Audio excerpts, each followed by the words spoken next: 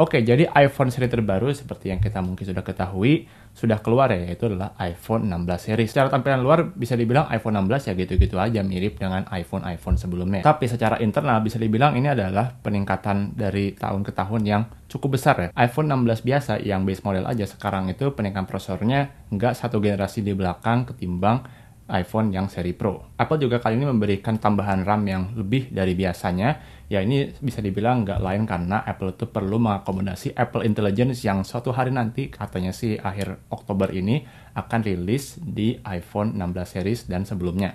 Tapi harusnya paling optimize untuk iPhone 16 series ke atas. Nah tapi masalahnya sampai sekarang itu belum ada kabar resmi kapan iPhone 16 series itu akan resmi di Indonesia ya. Dan kalau resmi saya kira mungkin harganya bakal mahal sekali ya. Mungkin iPhone 16 biasa aja karena sekarang tuh desainnya agak-agak baru dari segi layout kamera ya. Meskipun secara umum ya mungkin gitu-gitu aja. Bisa jadi harganya itu agak-agak dikerek ke atas ya. Saya sih curiga iPhone 16 base model itu mungkin harganya di 18 sampai mendekati 20 juta untuk yang base model, mudah-mudahan sih enggak ya, mudah-mudahan lebih bawah dari itu. Sehingga buat banyak orang mungkin ini agak-agak terlalu mahal. Nah, buat orang-orang yang seperti itu, suka dengan ekosistemnya Apple, suka dengan iOS, minimal banget kita punya duit tapi ya pengennya reasonable lah kalau soal spending. Seperti biasa dari tahun ke tahun mari kita lirik iPhone generasi sebelumnya. Dimana di sini yang saya bawa ada dua seri iPhone ya, dimana yang sebelah sini yang putih ini adalah iPhone 14 Pro dan yang hitam ini adalah iPhone 15 yang biasa. Nah, kenapa saya pilih dua iPhone ini? Ini karena kalau saya lihat di marketplace ini sepertinya harganya cukup reasonable ya. Meskipun bisa dibilang ini bukan HP murah juga. Jadi iPhone 14 Pro yang base model yang 128GB itu harganya sekarang untuk secondnya itu di sekitar 10-14 jutaan. Sementara untuk yang 15 biasa, yang satu ini harganya di sekitar 12-13 jutaan. Nah, saya sendiri sudah pakai kedua HP ini selama kurang lebih masing-masing itu ya sekitar 2-3 mingguan ya. Dan secara bergantian tentunya. Di akhir video saya jelaskan saya akan lebih suka yang mana dari kedua ini. Dan kalau saya punya duit sendiri dan akan mengeluarkan duit sendiri, saya akan pilih yang mana. Tapi sebelumnya saya akan jelaskan dulu nih apa saja fitur dari masing-masing HP ini. Dan saya juga akan memberikan saran kira-kira buat Anda itu lebih cocok beli yang mana. Oke, ini mungkin adalah dua iPhone dengan dua generasi berbeda ya. Ini satunya yang 14, ini yang 15. Tapi bisa dibilang ada banyak kesamaannya loh.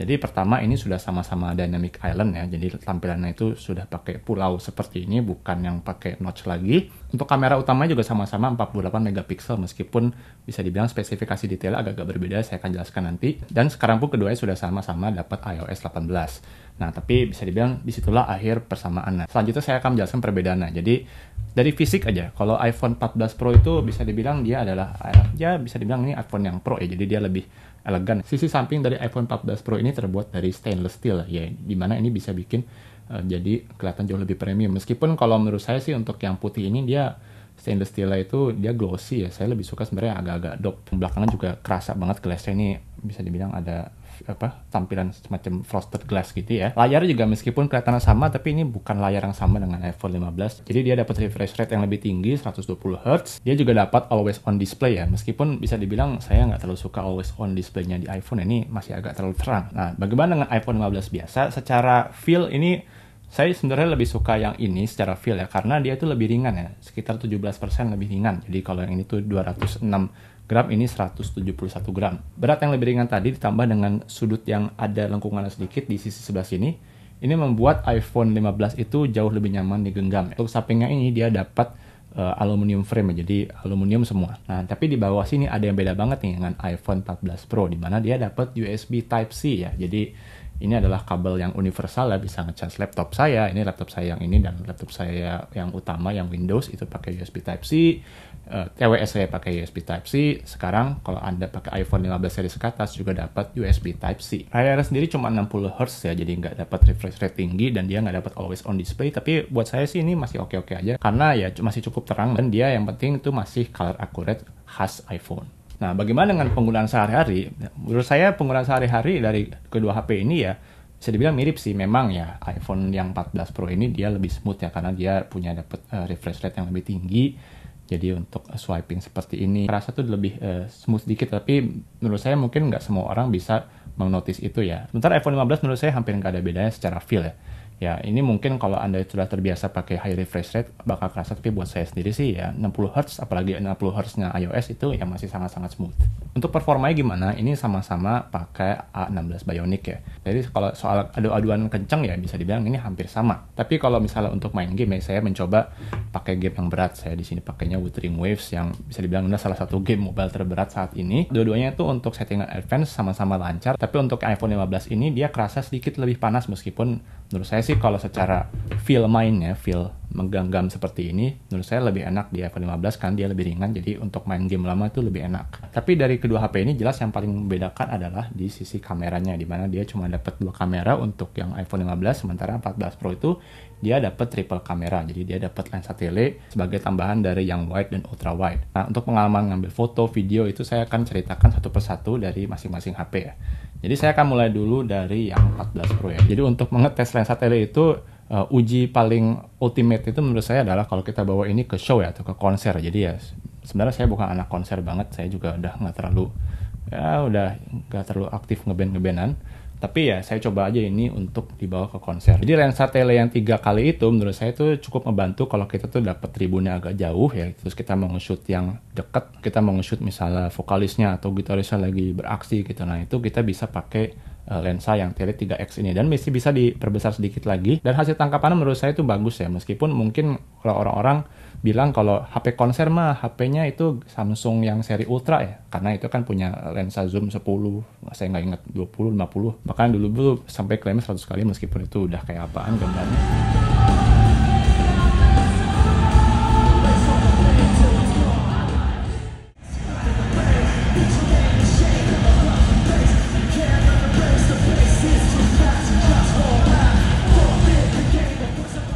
Tapi bisa dibilang ini satisfactory lah kalau untuk urusan itu. Jadi Anda itu menurut saya nggak harus banget pakai Samsung. Kecuali emang kalau zoom itu benar-benar wajib buat Anda. Yang apa juga sih ujung-ujungnya juga masuk Instagram ya. Terus banyak masukin story sampai titik-titik gitu. Saya nggak tahu juga siapa yang nonton. Saya juga sempat coba bawa ini ke Jepang ya untuk ke museum art ya. Ini juga bisa dibilang sangat-sangat bagus secara dynamic range ya. Dia tuh dapat banget warnanya dan feel artnya tuh bisa dibilang kerasa lah. Jadi fotonya tuh bagus, estetiknya tuh dapet. Video juga bisa dibilang bagus untuk kondisi seperti itu. Jadi untuk foto-foto artsy ya menurut saya ini juga oke banget lah. Sekarang kita pindah ke iPhone 15. Nah ini yang saya awalnya pakai ini dulu, kemudian yang saya uji adalah yang satu ini. iPhone 15 ini saya pernah cobanya itu dibawa ke pantai ya. Jadi daerah yang benar-benar terang, kemudian juga mataharinya banyak. Tapi ada kalanya saya harus foto dengan objeknya itu membelakangi matahari ya. Jadi bikin kondisi foto itu agak kurang ideal. Nah, tapi bagusnya iPhone secara umum dan termasuk yang satu ini, dia tuh bisa menghandle dynamic range yang agak-agak ekstrem seperti itu dengan baik ya. Dan saya sebenarnya cukup puas dengan hasil foto-fotonya meskipun dia bukan yang Pro. iPhone 16 itu kan terkenal dengan fitur baru 4K 120 fps ya. Nah, yang satu ini memang nggak bisa dan 14 Pro pun nggak bisa.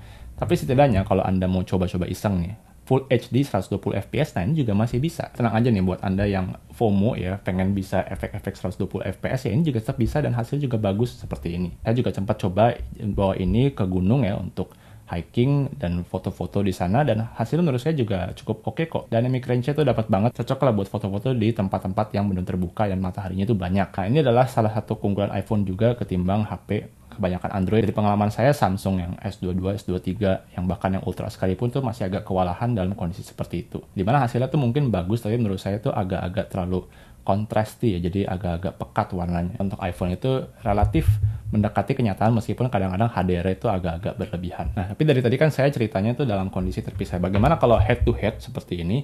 Nah, saya berikan di sini ya hasil perbandingannya. Berikut adalah perbandingan foto antara 14 Pro dengan 15. Menurut saya sih sejujurnya hampir nggak bisa dibedakan. Kalau di sini kelihatan banget kontrasnya beda, yaitu masalah software aja, dan ini bisa diatur di settingan photographic styles yang ada pada settings. Hal lain yang kelihatan beda adalah pada iPhone 14 Pro, lensa wide-nya itu sedikit lebih wide ketimbang lensa wide-nya pada iPhone 15. Untuk video juga bisa dibilang kualitasnya hampir sama dengan stabilisasi yang bisa dibilang performanya juga mirip. Untuk battery life saya jujur agak susahan untuk membandingkan secara langsung antara dua HP ini, karena yang ini Anda kemungkinan besar tuh nggak bakal nemu 14 Pro itu dalam kondisi baru ya, karena ini secara resmi dari Apple sudah discontinue, bahkan 15 Pro juga udah discontinue semenjak ada 16 Pro. Jadi mungkin bisa dibilang susah banget dapat 14 Pro itu dalam kondisi baru. Jadi nggak bakal bisa head to head. Tapi dari pengalaman saya ini, kedua HP ini bisa dibilang adalah HP yang bisa tahan seharian. Nah, jadi Anda nggak usah terlalu takut, ini HP-nya iPhone kan katanya bocor, nah itu mungkin iPhone lama dan mungkin Anda tuh belinya udah beli second,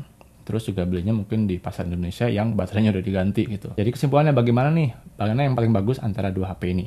Nah, kalau menurut saya, kalau memang Anda itu butuh HP dengan lensa tele, kemudian Anda juga butuh HP yang feel itu premium, jadi kerasa mewah lah kalau digenggam. Terus Anda kalau untuk kameranya itu juga jangan lupa iPhone yang Pro itu dapat Pro RAW ya. Jadi foto-foto yang ditangkap itu bisa diedit di misalnya Lightroom atau mungkin program sejenis secara non-destruktif ya. Jadi kalau diatur misalnya shadows, brightness dan sebagainya itu nggak pecah ya. iPhone 14 Pro ini bisa jadi pilihan kalau Anda itu budget terbatas di sekitaran ya 13-14 jutaan. Anda juga bisa pilih 14 Pro kalau Anda itu nggak bisa lepas dari refresh rate tinggi. Anda juga bisa pilih iPhone 14 Pro itu kalau Anda itu memang butuh HP yang kelihatan iPhone yang Pro lah. Jadi yang kameranya itu 3. Jangan salah, ada loh orang-orang seperti itu, dan menurut saya itu alasan yang valid aja, apalagi kalau Anda tuh mungkin dalam pergaulan sehari-hari harus menjaga status sosial lah.